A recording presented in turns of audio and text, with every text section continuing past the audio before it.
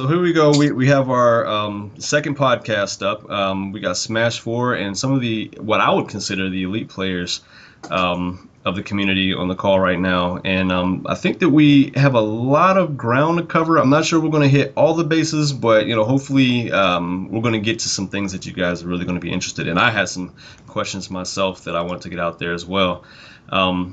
We got ScAtt, Yo, what's Andrew. going on? All right, we got Teejay, who plays DK. We call him TJ. Yes, I'm gonna beat my chest for that. Yes, sir. All right, and then we have Asido, who plays by the name Neos. Yo, what's going on, guys? All right. Now, one thing, ScAtt and Neos actually has a doubles team that they put together. So you guys probably seen them around the community in the doubles community. What's you guys' name? Super Fighting Robot Luma. I love that. I so The love best that. name. So how did you guys come up with that name? Um, Well, if I'm right, we pretty much had well, of course, you guys heard the phrase "super fine robot." You know, Right.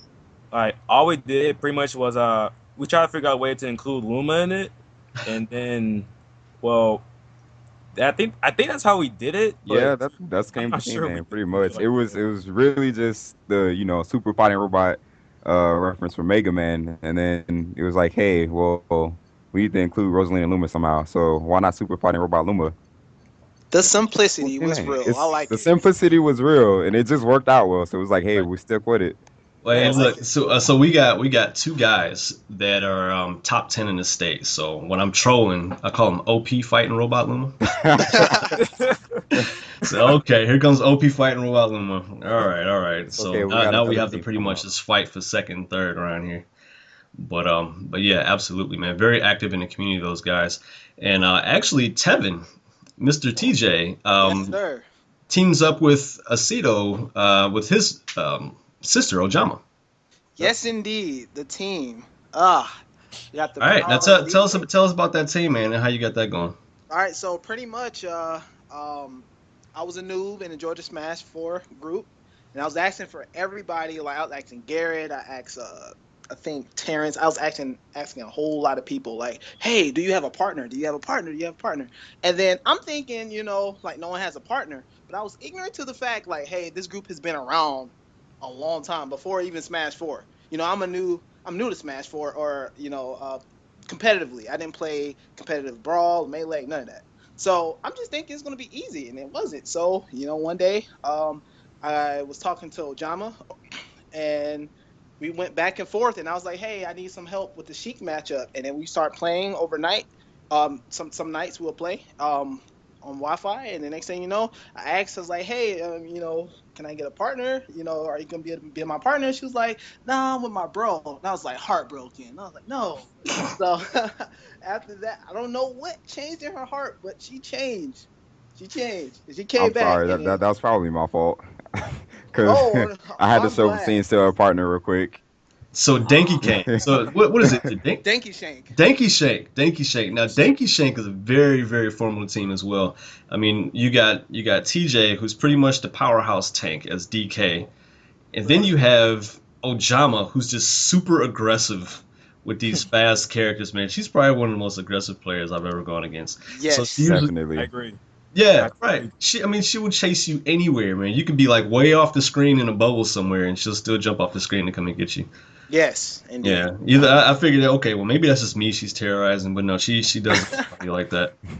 It's And very comforting to know, like, when every time you look at your partner, like, she's beating them up. Like, I never turn around and look and she's getting beat up. Like, oh wow, it's just a very good feeling. Like, what she's makes always having under control. when you see that your partner is putting in so much effort, it kind of makes you want to step up and kind of match their effort. Yeah, that's definitely true. Definitely Right. true. You don't Back want to them be up. the ball and chain that's holding everything back, I'm sure. Right. I definitely agree with that. So I was like, so Okay, so let me ask you guys some questions real quick, and I wanted to get you guys answers. ScAtt, who Yeah. who would you say was your most difficult matchup? Oh, that's an easy question. By far, definitely fatality. oh Just At this point, fatality. just well, okay. Oh, you mean my as far as character? Well, hey, that works too. But yeah, I want to know. I want to know the characters. So actually, if you're saying fatality, then I guess that would be Captain Falcon then. Oh yeah, definitely. Okay, so I'll go ahead and start with the characters. So of course, if you guys haven't heard, I main Mega Man. Right. Personally, matchup wise, I don't think he loses to many characters. I think he has about 3 or 4 bad or shaky matchups. Those 3 or 4 include Cheek, which is god awful for him. I think that's basically his worst matchup. Then Falcon, followed by Fox, and this one I'm not too sure about, but it's also kind of shaky, especially with customs. Is Wario. Mm, Oh, wow. that's my point. Interesting. I'm gonna say that it's not really a bad matchup without customs. With customs, that matchup is a terror. With Wario, I mean, what makes Wario more a worse matchup than just kind of vanilla Wario? Okay, 2 big things. His speeding bike is Oh, absolutely ludicrous.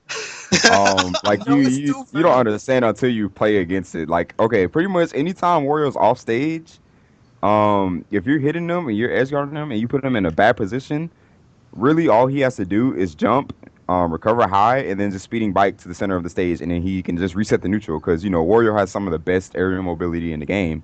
Right. So Yep. there's not really much you can do to chase him down if he chooses to do that. So it almost makes it impossible to edge guard him.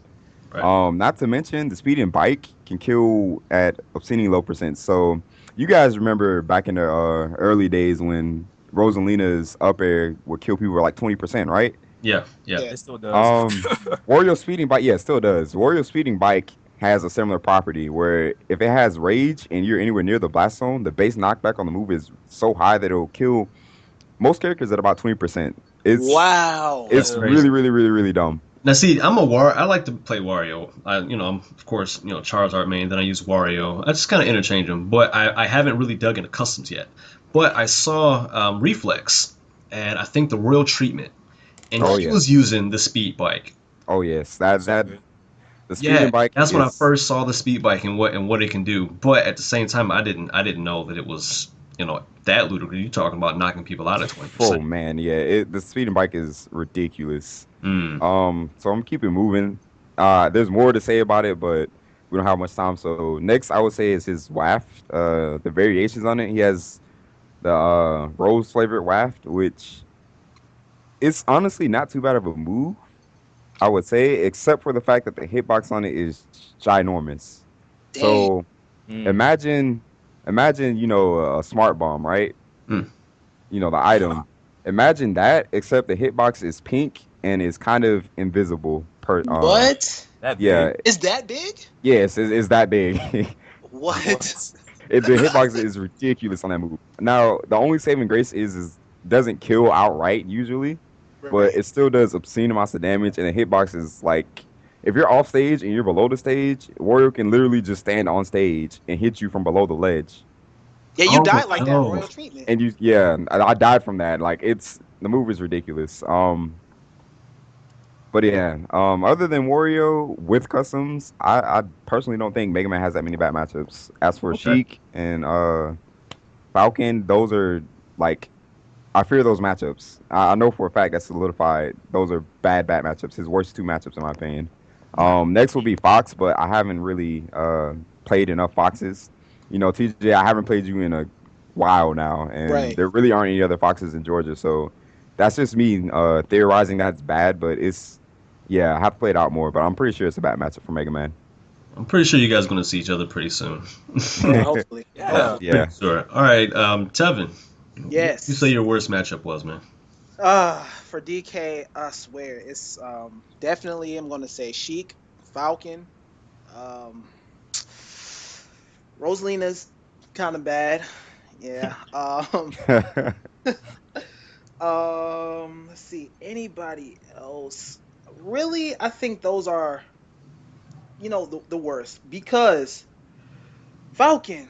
It's just like he is so fast and speed is such a factor in this game. I lie to you not. Speed is a big factor, especially running speed, because all Falcon has to do is dash back and forth, and if I whiffed, I'm getting slammed in my head. That's it. I'm gonna get beat from one side of the stage Agreed. to the other side of the stage. And if I'm mashing buttons because I'm panicking, that's a down air. If I air dodge, that's it. It's like you have to play perfect versus Falcon, like perfect, That's it. and Yep. it's His very punish difficult. game is strong. Yes, he's an incredibly strong character. Then next you have Sheik, and she really pushes your frame data knowledge, really, because like she gets in so close, and you just notice like any button you press is not working, and the matchup is bad because let's say if she camps with needles, you have to jump. All right, it's either I'm gonna sit and guard and let my shield deteriorate and let her approach me and I have no stage control, or you have to jump. I have to jump and maybe if she gets close, maybe back air. But I mean, like I automatically have to play her game automatically. And yes, even though she has I guess people say, hey, she has a hard time with killing. I mean, really, like she does, but she beat you up so bad. It's like a psychological beatdown. It's like you can't press any buttons. It's really hard, and I just have to hope that Sheik messes up.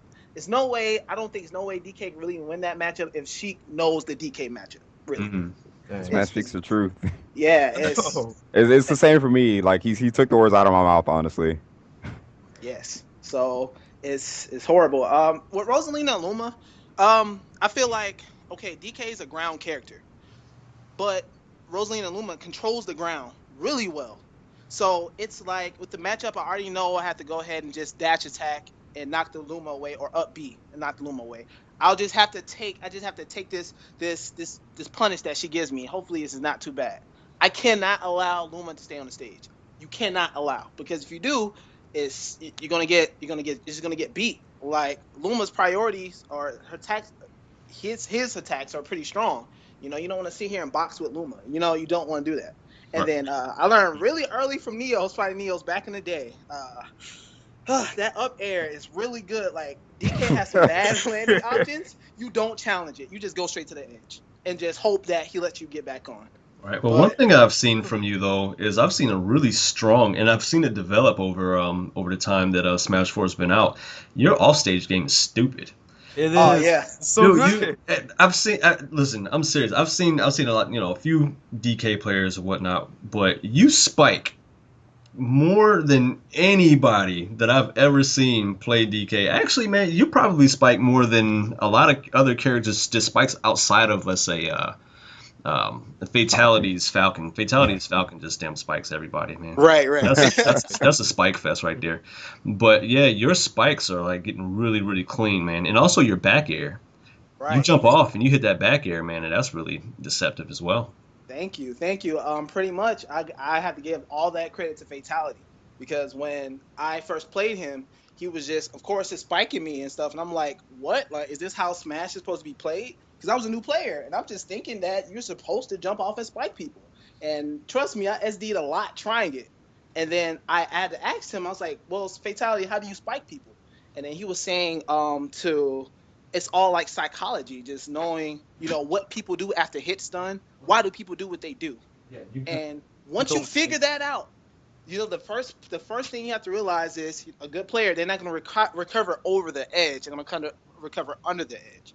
So if they know that you know that, then the mix-up begins. See what I'm saying? I see. So Yeah. so it's just all about paying attention to people's habits, and honestly, you're gonna die a lot trying to learn how to do it. But it's really good to to have that in your arsenal, especially when you're down.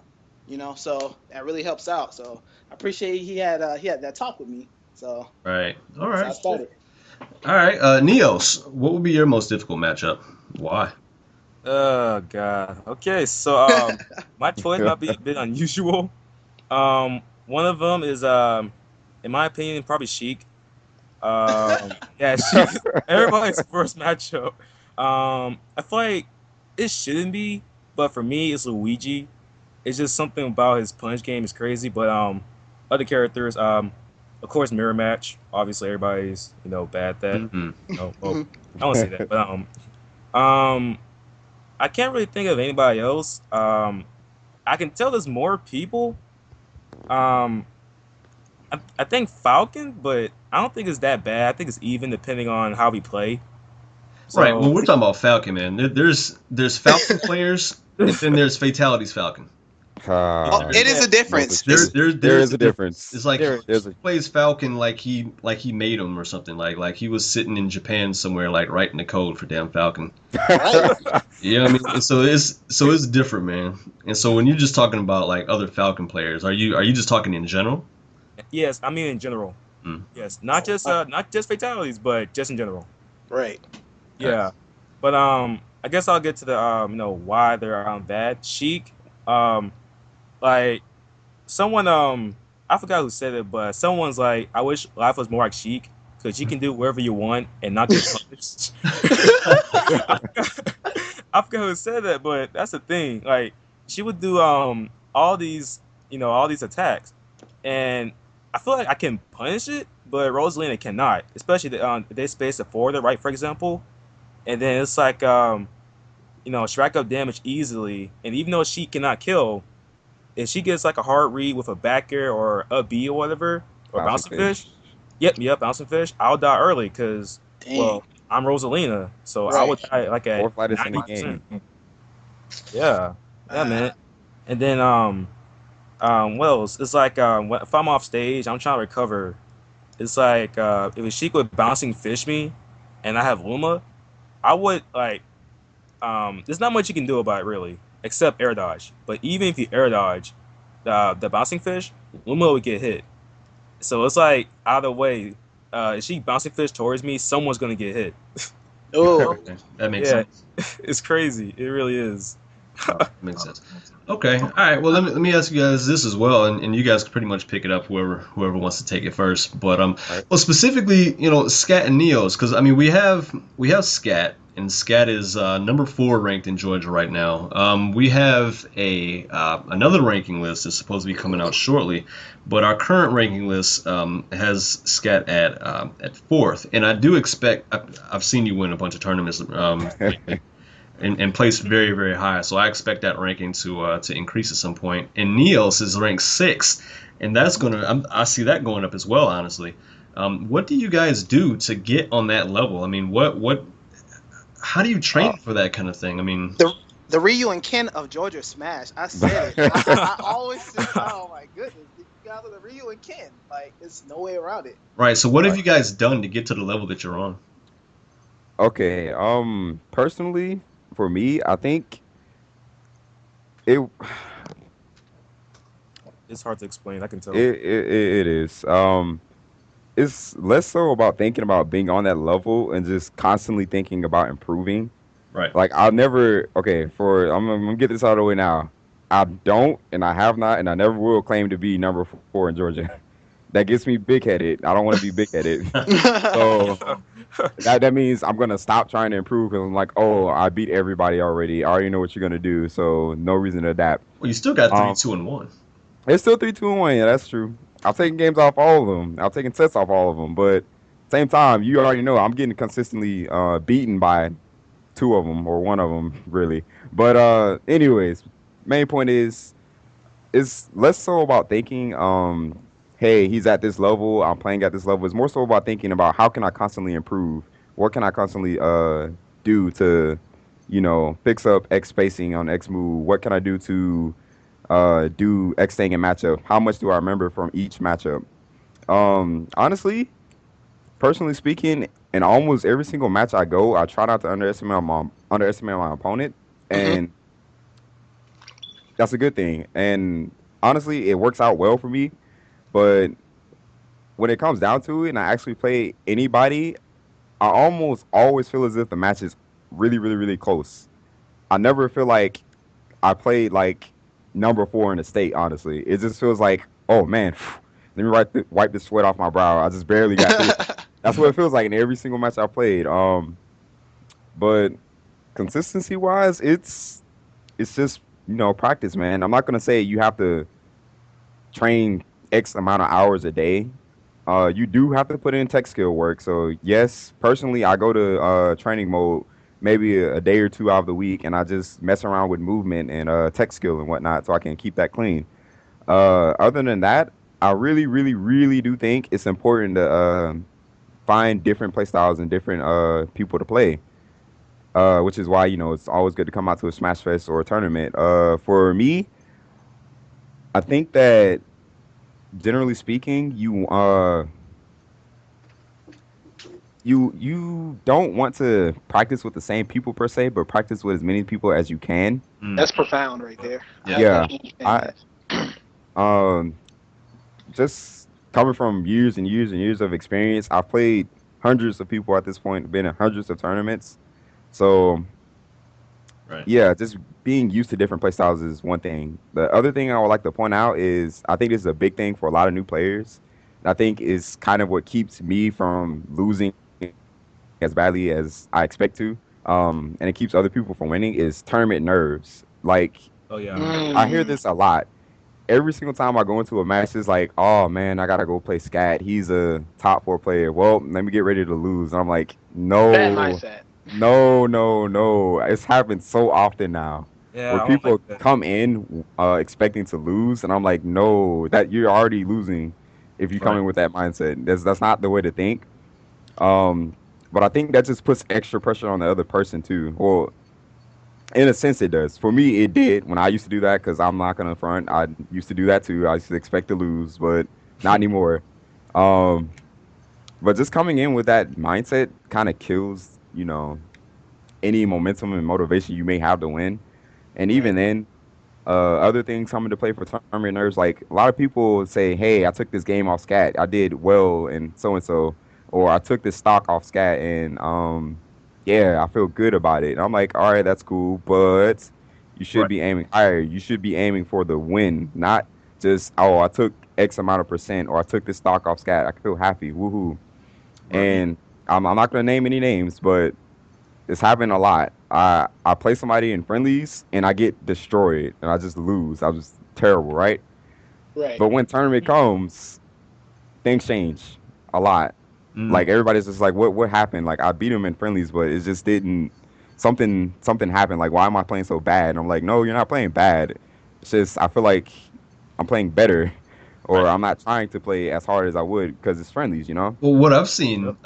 in other tournaments, is, like Street Fighter specifically, is the great players has this uncanny ability to just adapt and to change their play style based on what they see. Instead of playing like very flowcharty and just like straight, they play in this dynamic way. It's like, okay, well this isn't working. Well now I have to change my game plan to this.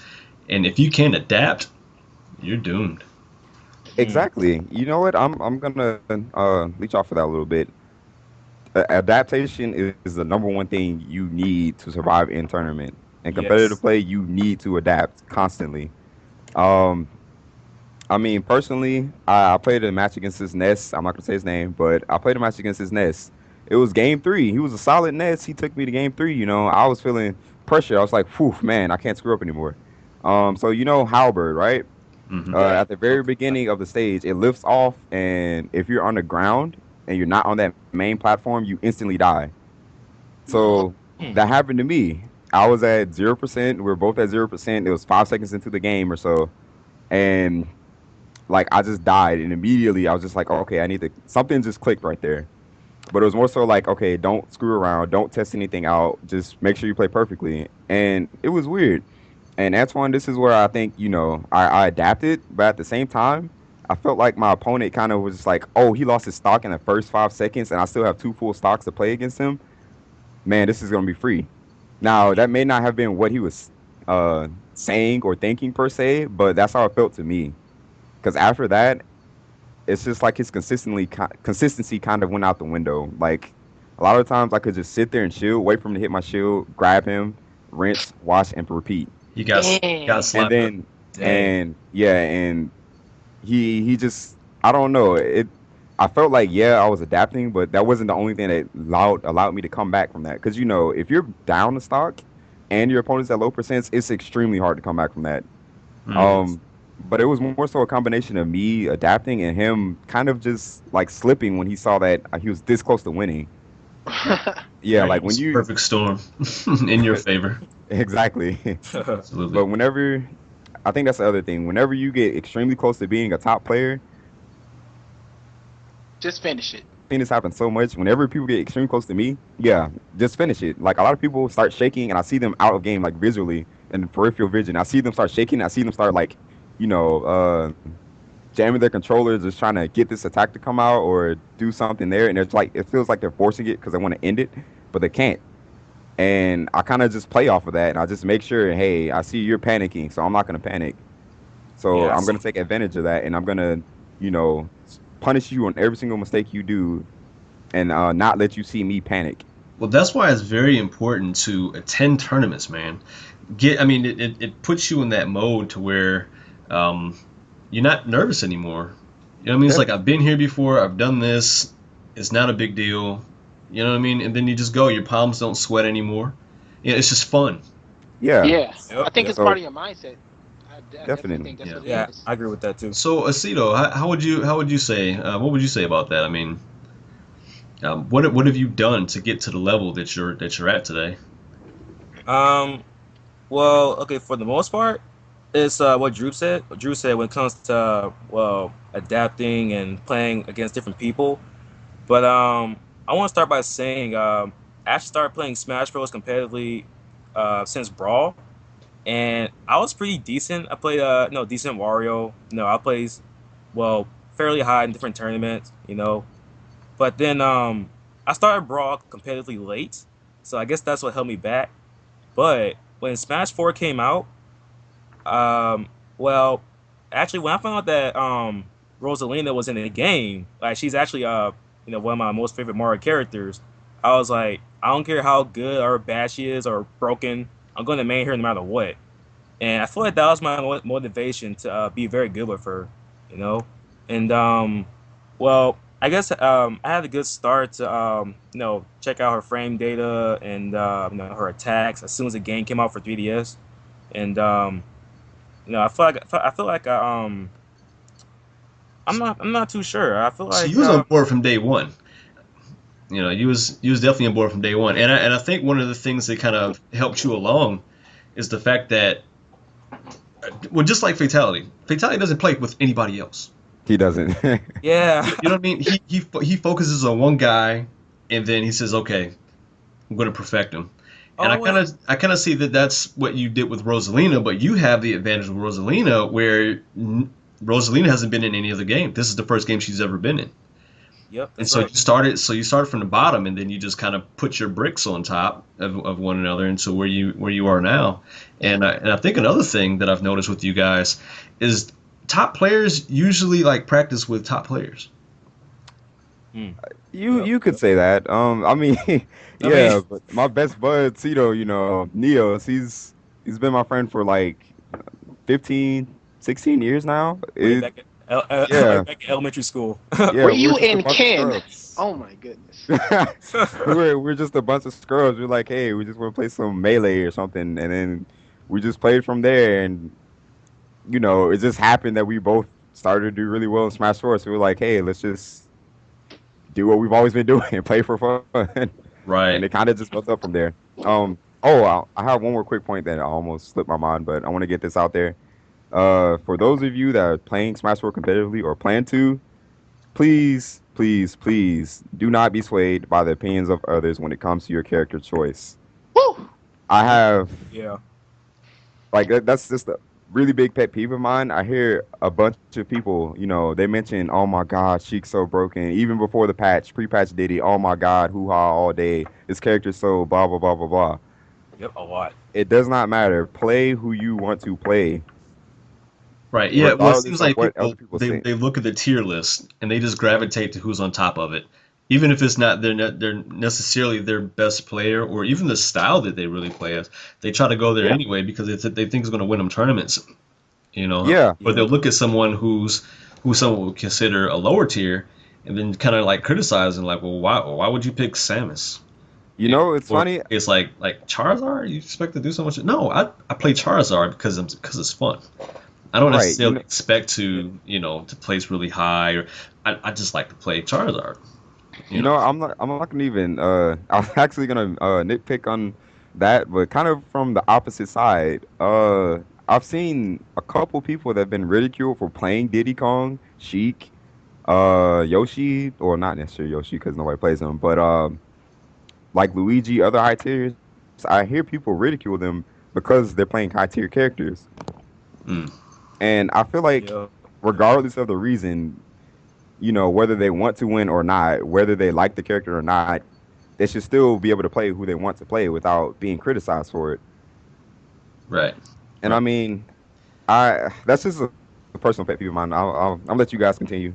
Well, I just say Sorry to get off track. let the patch work itself out. I mean, because I'm not going to say that the people who create these patches are just like these gods floating in the air and they just know what's best for the game or whatnot. But if the Yeah, community is vocal enough, things will happen. definitely. And with Yeah. just like with Diddy, people made enough noise about Diddy Kong, and And he got his nerf. right, that's true. But personally, yes, I did think Diddy was a little stupid, but no, Mhm. I wasn't, exactly pushing a patch for Diddy to get nerfed hard. I think it comes back to just being able to adapt to whatever you're left with. If you look Right. back at Brawl's metagame, Meta Knight everywhere, Ice Climbers, right? Right. Two Yep. characters Yep. that were overwhelming or could just zero to death you. Like Meta Knight was an absolutely overwhelming character in Brawl, no doubt about that. You can see it in tournament results. Ice Climbers, very similar, except instead of getting hoo-hawed and taking maybe 30% or so, you got grabbed once. That was it. You're dead. Right. There was no hoo-ha. There was no, oh, I got hit by this. Maybe I can DI this down throw so I don't take as much damage. You literally got grabbed once, and that was it. Yeah. So you really couldn't, you didn't have room to make mistakes. And I feel like that's something that, the community as a whole has to be aware of and try to, adjust to. Right. Like I feel like Smash 4 is a little soft on the punishment game, or I feel like compared to Brawl, the things you could do here, you could get away with, but you couldn't really do it in Brawl. And I feel like a lot of people were taking advantage of that instead of just learning to adapt to whatever situation is presented to them, that whether it be broken or not. For example, Sheik's forward air and Sheik's needles, like Tevin was mentioning earlier. If Sheik throws needles at you, there's not really much you can do about it. You kind of just have to respect it, and you kind of just have to again adapt to it. Mm. One thing that Now, was amazing, and I was talking to this about this to a friend earlier this week, is mhm, how Melee didn't have patches. exactly. You just kind of had what you had, and whoever you thought was OP or or whatever the case is, that's just what you had to deal with. And so let's like you said, ice climbers. Ice climbers, a lot of people would say was OP, but you don't really see a whole lot of ice climbers winning these tournaments and everything, because people kind of figured out how to adapt to it. Like the top players adapt, and they move on. And it's not so Exactly. much about well, Brawl was the same way, right? They didn't have patches in Brawl. I No, think there's no patches patches at didn't all. become relevant until Project M, right? Yeah, exactly. Patches Yep. really didn't happen back then. It was just you got grabbed, you dealt with it. You got Meta Knighted, you dealt with it. Um, Snake has ridiculous hitboxes in Brawl. If you've seen it, he hits air and then you go flying, but you dealt Cough, with cough, it. up till. Sorry, I'm sorry.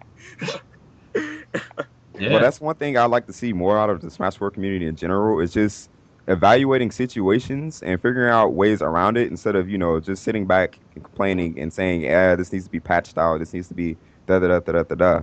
You don't get better as a player by waiting for patches. You get better as a player for playing the game and Oh figuring my out ways around it. goodness. Mhm. Yes, the message, and I agree with ScAtt. One thing I think that'll make you a from an average player to a top player is, as you see, you guys have to look at ScAtt's mindset. Like, your mindset is everything. I cannot stress this enough. I cannot.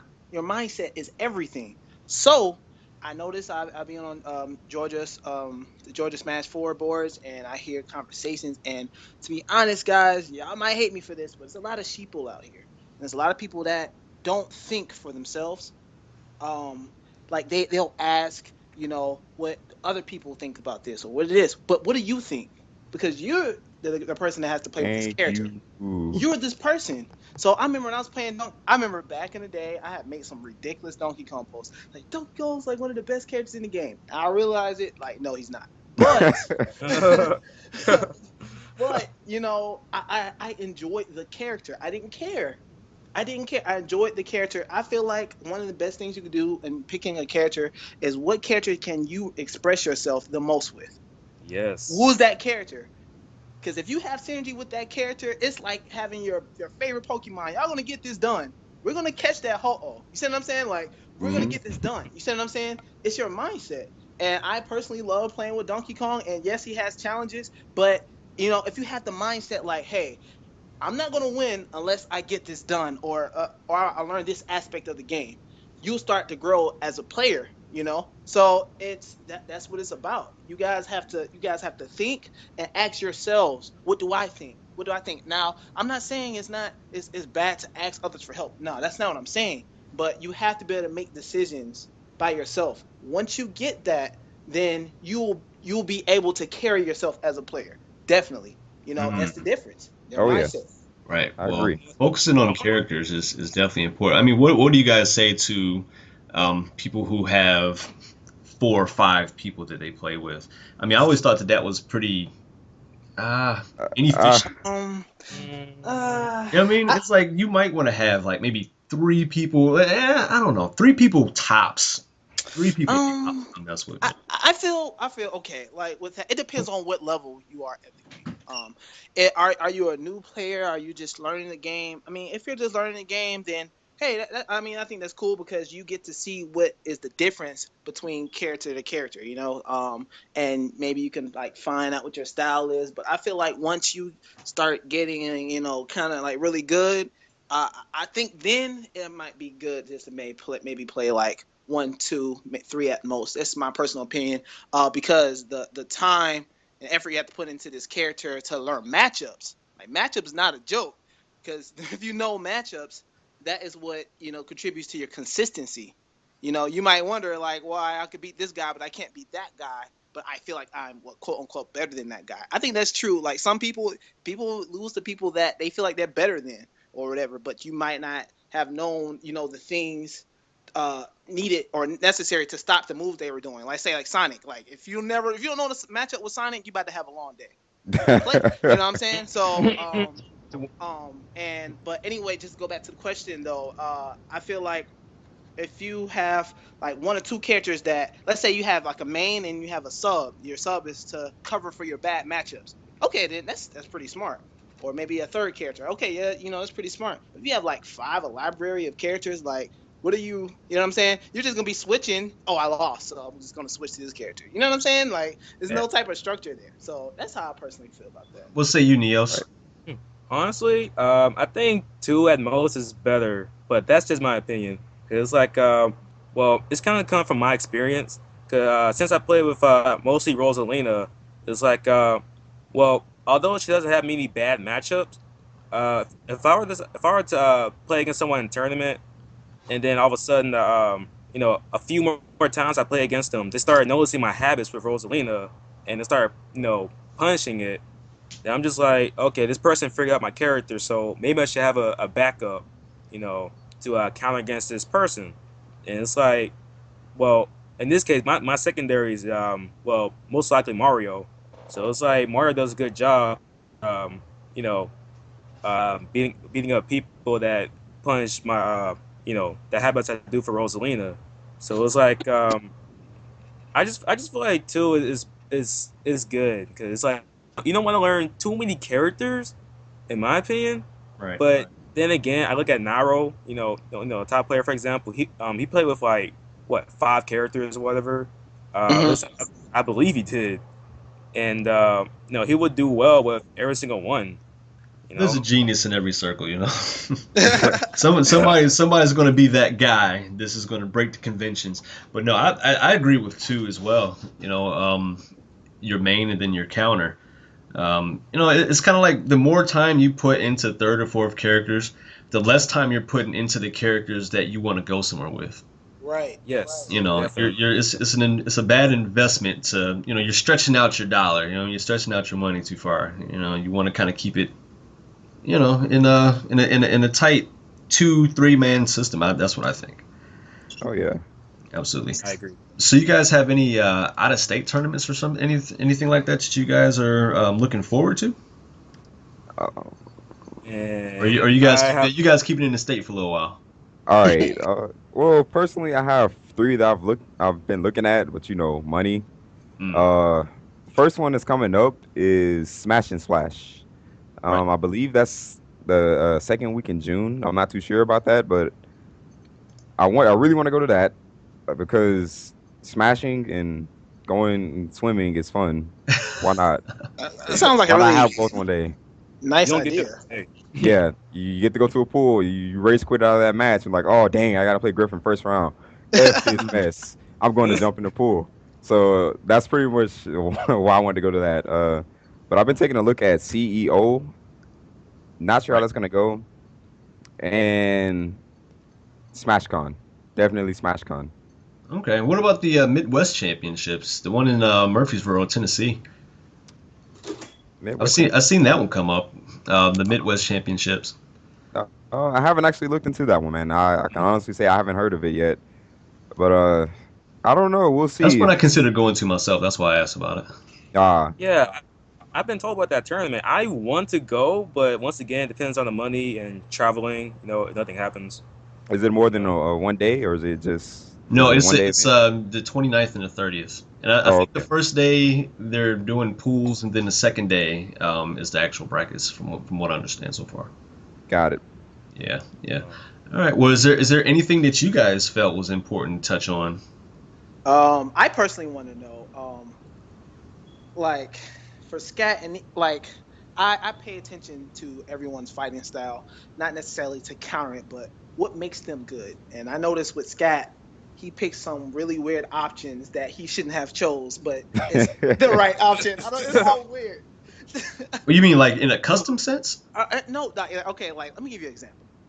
So let's say I have stage control with versus ScAtt. I last time I fought ScAtt was in doubles, but the situation could definitely be applied, to 1v1. So I was fighting him, and I had stage control with Fox, and then I think I had him back rolling for some reason, and he was back rolling, and I was running to him. I was about to follow up with a dash attack or something like that, but I wasn't like that close yet, and then he just up tilted. I was like, what? what?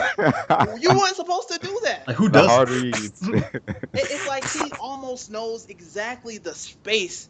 He knows when to do something, like when he has enough time to do something. And I think that would separate ScAtt from different players. Or yeah, just like knowing how much time you have.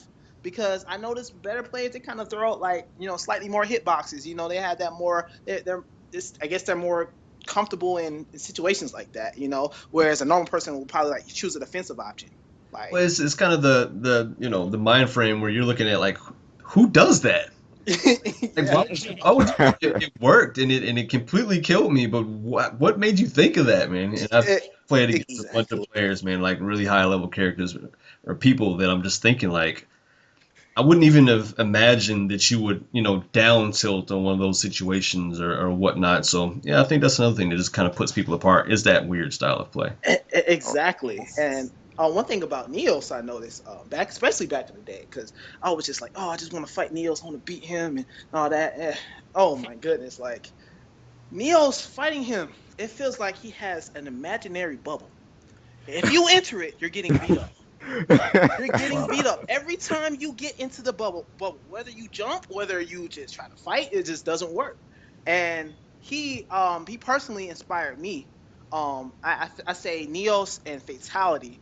ScAtt, I'm looking at. I just don't understand what he does, so I can't even but but Neos and Fatality. But Neos, he just has like I guess what you would call that fundamentals. Like he has really good spacing, maybe poking. I don't know what you would call that, but he just has like this bubble, and it was just like, oh my goodness. And he picked the wacky options too. Like, okay, like we'll give you an example. Like he's landing, and I'm under him, and everyone, normal situation when someone's landing and they're landing right on top of you, what do? You shield because they have to attack to get down to the ground.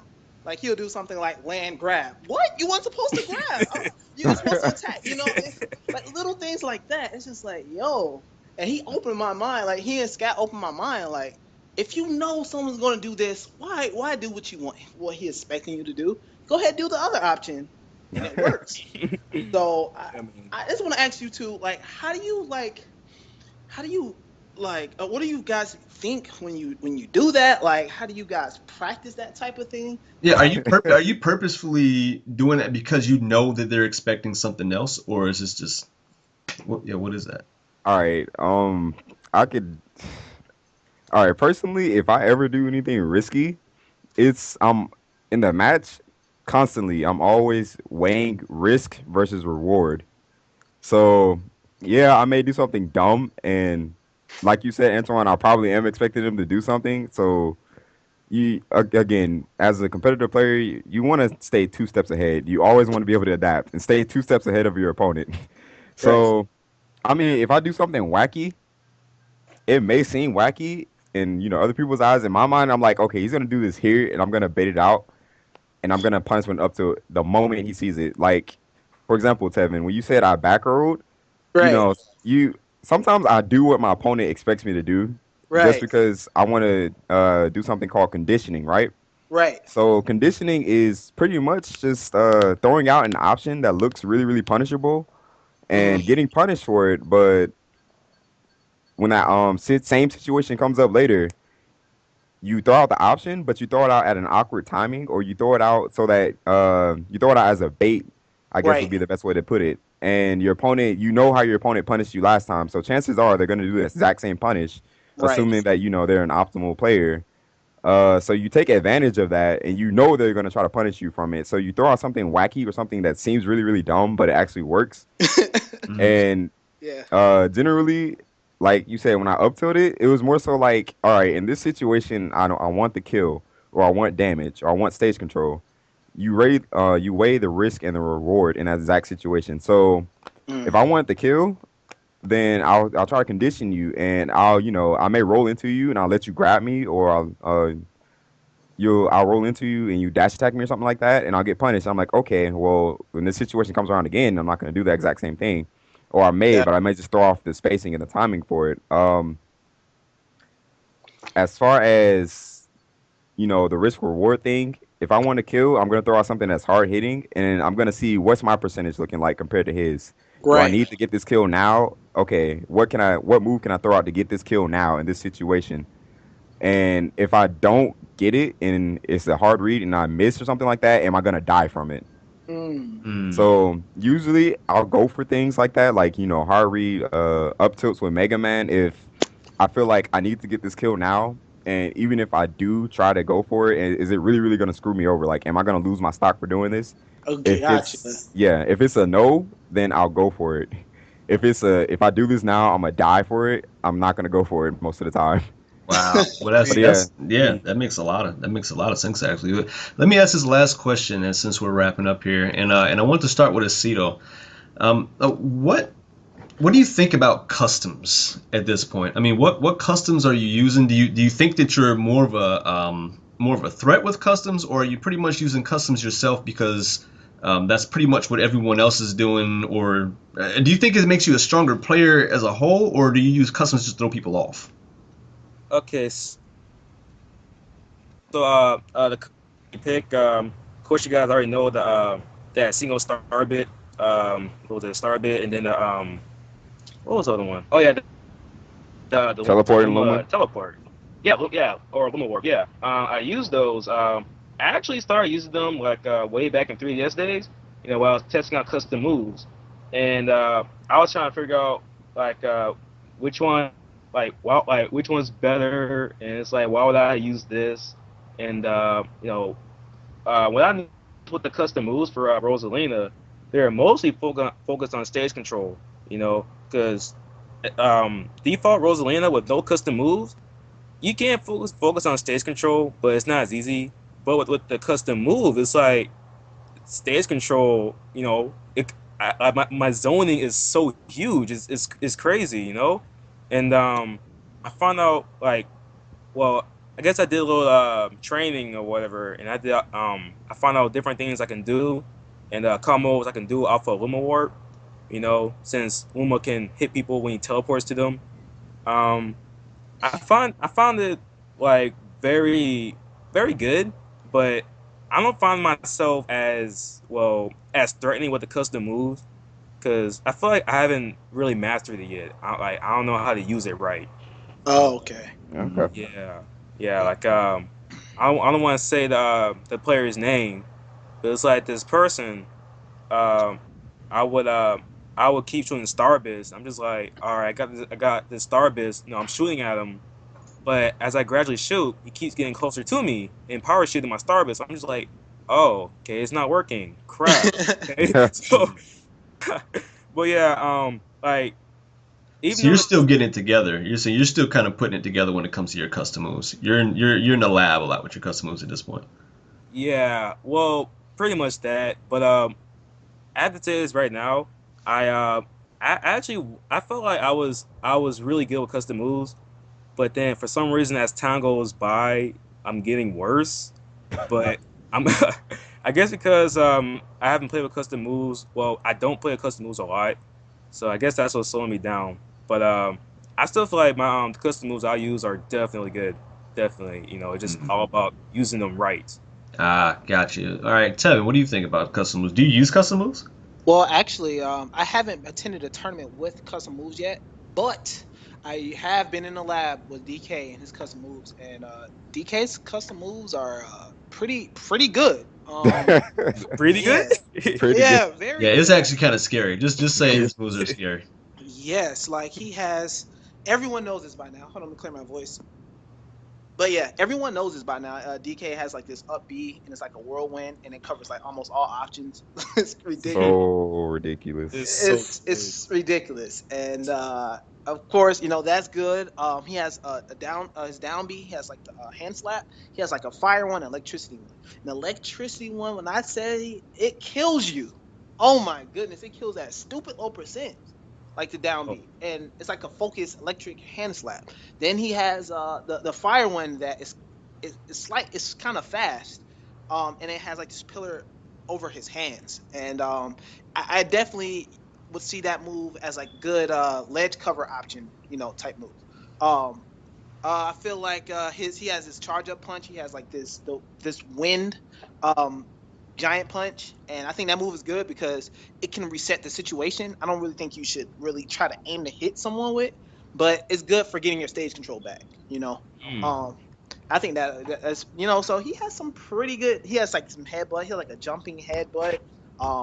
He has some slow headbutt with armor. So DK definitely has some pretty good moves, and I feel like custom moves. Um, whether if the person thinks custom should be legal or not, I think it should be good to learn them because you don't want to go to a tournament and have customs and you're losing because you didn't put the time in to find out what your customs do or what other people better what other people's moves do. You don't want to do that because now you have a useless excuse. Well, I didn't know. Well, of course you didn't. So Right, I right. think it's best to go ahead and learn them now. Yeah. See, what I think custom moves had over previous games is it kind of breathes new life into the game. Now, me personally, this is me personally. Of course, I'm a TO for UDLR and everything, so we kind of dictate how we do things. And I Mhm. have a partner, Mike. But the way we were kind of looking at it at first was we didn't want to jump right into customs because when people were talking about getting into customs, it was only 6 months after the game came out. Oh, I kind of thought that it was too early to do that because customs would have been more of a way to breathe new life into the game after things kind of slow down. Certain tournaments just kind of slow down, and we didn't know what Smash 4 was going to do. We all know Melee never really slowed down. Yeah. Yep. Because we see what happened with Brawl, and so that got so bad that they came out with PM. And that brought new life into Project M. Um, I figured customs was going to be that thing that brought new life to Smash 4. So I don't know. I kind of wanted to give it a little more time, but I actually agree. I agree with you, Antoine, because people are still learning matchups like myself. yeah. Like, I mean, people are still learning matchups. I forgot why I didn't bring up Sonic, but Sonic is a horrible matchup for DK. You can't jump, like it's crazy. So, but people still have to figure out some matchups.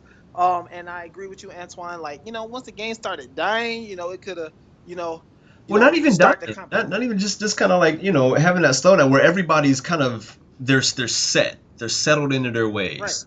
right, And yeah. then customs kind of comes around to kind of like shake things back. It's like New Game Plus. Yeah, because people are still trying to figure out their characters. And 6 months into a game, you haven't mastered your vanilla character yet. Exactly. Yeah, I agree with that. And that's just my thoughts. But the community has spoken, and I completely respect that. And UDLR will be hosting customs tournaments soon. We're not doing it yet, but we're going to do that soon. What are your thoughts on that, ScAtt? All right. Okay. So customs in general, right? Yeah. Mm-hmm.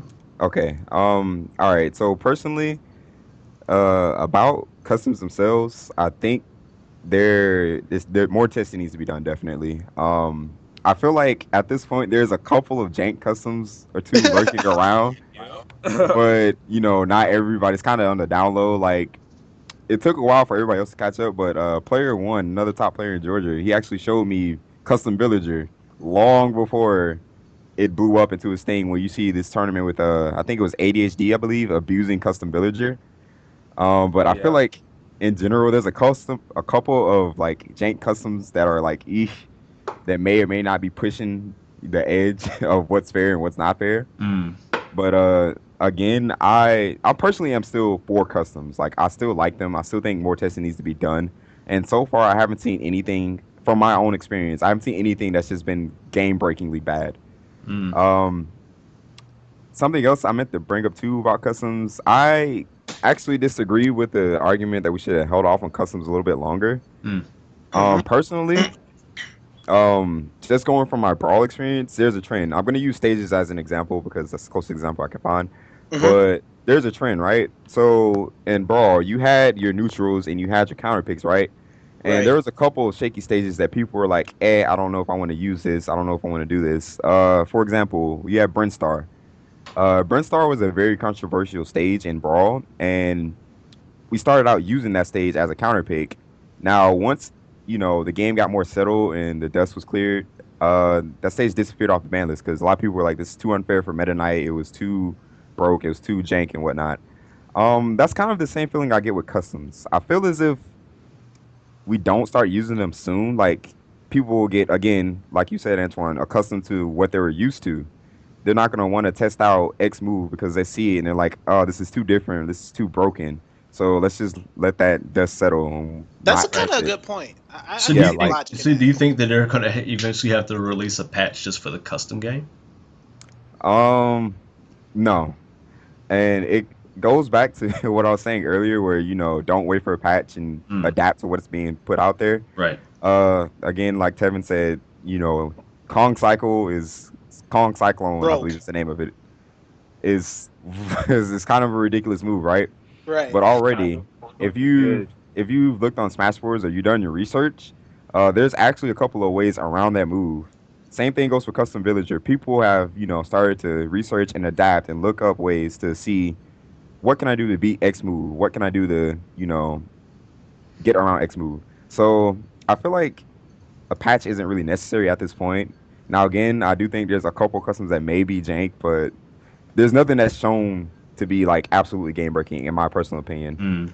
Mm. But yeah, again, I kind of want to get into the nitty gritty of customs. I want to test them out, and this is from another podcast I was listening to a while back. I think it was from Leap of Faith and the Cats podcast. But they were discussing like, hey, let's stop thinking of custom moves as custom moves or extra moves onto a character. Let's start thinking that, hey, this is all the moves available to that character instead of you have your preset or you have your natural moves Wow. and then you have custom moves. Instead of thinking of as natural moves and custom moves, just think of, okay, this is all the characters' moves and all their options. That Now, makes a can I do lot of with that? sense. Yeah. Yeah, So makes a lot of sense. yeah, instead of just thinking, yeah, they start out with this preset and you have these extra moves. Let's just start thinking of them as a whole. I personally do think that just adds depth onto the game, and even then, there's over 350 custom moves. So even if we start now, I personally don't think that it'll like kill the game down the road. Like it's so much more knowledge and so much more experience to be had with them that I think adding them to the game early won't actually, kill the game's potential later on. Hmm. Yeah, because you're saying that it's that deep, Yeah, basically. it's just that deep. It's Yeah. so many moves, so many sets that you can just analyze and go into. So many things you have to be prepared for. Okay. Well, I can And understand it. I think at this point it's just up to the players to get at that point to where they can be prepared and be ready to see what custom moves can do. All right, great. Well, we're going to give Yeah. Mr. Aceto Neil, the last word today, man. Is there anything that you had on your mind that you kind of wanted to bring up, or things that you thought that you felt was important that you wanted to put out there? Honestly, I'm not too sure, but I guess the one thing I can say, well, actually, I want to add a little bit more to the custom move talk. Hmm. 'Cause I mostly talked about my custom move. I want to talk about the moves in general. So, well, Drew, when you were talking about the like, this, you don't know any custom move that's not broken. Right. There's kind of one that I had in mind. I think I already told some of you about it. It's one of Yoshi's side B moves Oh, right, that right, right, right, right.